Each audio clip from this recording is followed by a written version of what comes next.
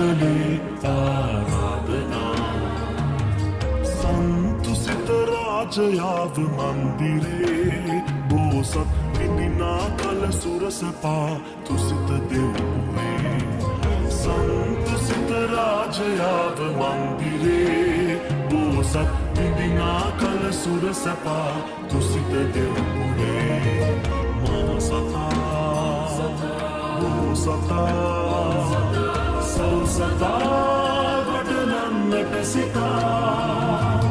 දෙව්බමුන් කලේ ආරාධනා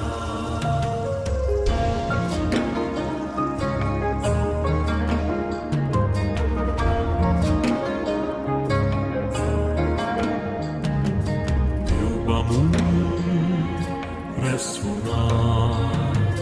කල්බලා කතිකාවක් කළා